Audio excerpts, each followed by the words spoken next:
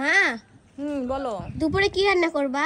দুপুরে আজকে কি রান্না করব সেটাই তোর মা তোকে নিয়েও ভাবছি। হাঁসের মাংস রান্না করব, ভুনা করে হাঁস রান্না করব। তো দাদা এসেছে না, হাঁস রান্না করব। কেন তুই খাবি না? না মা। তুই কি খাবি বল? সবজি রান্না করো। তুই সবজি খাবি? সবজি দিয়ে তুই 3 বেলা খেতে পারবি? দুপুরে রাত্রিতে হবে তোর? হ্যাঁ। আচ্ছা, তোর জন্য একটা ইলিশ মাছ ভাজি করে দেবো। হ্যাঁ ঠিক আছে। এই তো ঠান্ডা লেগেছে, ইলিশ মাছ খাওয়া যাবে না? বোকা মেয়ে কোথাকার। তুই সবজি খাবি, তুই যেমন হাঁস খাবি না। আমারও খেতে ভালো লাগে না জানিস হাঁসটা। তোর বাবা আর তোর দাদা এত পছন্দ করে।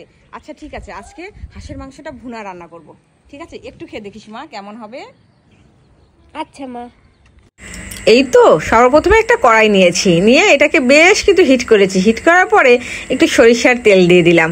আর আমি তো মূলত সরিষার তেল খাই, তো এই জন্য অন্য কোনো তেলের স্বাদ আমার কাছে লাগে না।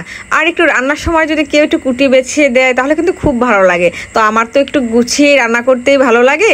তো যাই হোক, এই যে যখন তেলটা গরম হয়ে গেছে তখন কিন্তু আমি কাঁচামরিচ দিয়েছি, পেঁয়াজ দিয়েছি, ওখানে কিন্তু গরম মশলা ছিল বিভিন্ন রকমের আইটেমের। ঠিক আছে, ওগুলোও দিয়ে দিলাম।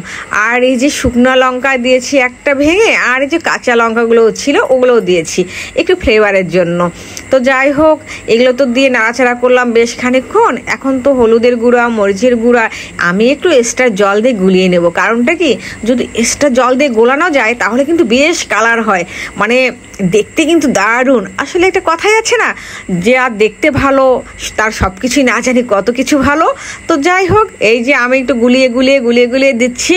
তো এই মশলাটা কিন্তু অনেকক্ষণ কষাতে হবে, না কষালে কিন্তু ভালো লাগবে না। এই যে আমি একটু একটু করে কষাচ্ছি।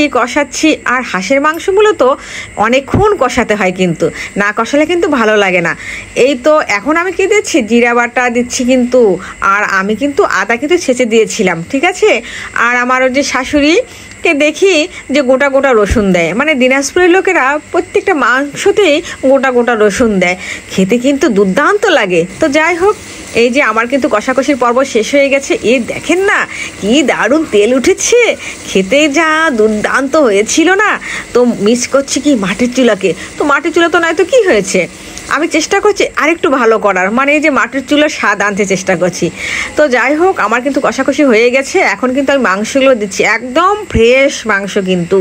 তো যাই হোক, লবণও দিয়ে দিলাম পরিমাণ মতো। তো এই যে দেখুন, আমি কিন্তু ধীরে ধীরে কষাচ্ছি, একটু একটু জল দিচ্ছি। আর আমি মূলত রান্না কিন্তু এটা একদম শাশুড়ির মতো রান্না করছি। আমার মা বাবু মাংস টাংস খায় না, তো এই জন্য আমার মা মাংস বেশি খুব একটা ভালো রান্নাও করতে পারে না। যে যা খায় না, তো তার পরিমাণ মতো সে মানে গন্ধটা নিতে পারে না, তার অনেক সমস্যা। তো যাই হোক, এই যে আমার মাংসটা কিন্তু অনেকক্ষণ কষানোর পরে যে কালারটা হয়েছে কি বলবো, দুর্দান্ত কালার, আর খেতেও কিন্তু দুর্দান্ত হয়েছিল। তো এদিন তো আমার রান্না প্রায় শেষ হয়ে গেছে। আমি কিন্তু এই যে তুলে দেখাচ্ছি যে দেখুন কি কালার হয়েছে। এখন আমি এই যে এখন চুলাটা আমি নিভিয়ে দিব, দিয়ে একটু ঢাকনা দেবো 10 মিনিটের জন্য, একটু রেস্টে দিব। তাহলে দেখবেন কি যে যা কষানো হয়েছিল বা মানে ঝোলটা দিয়েছেন দুর্দান্ত দেখতে।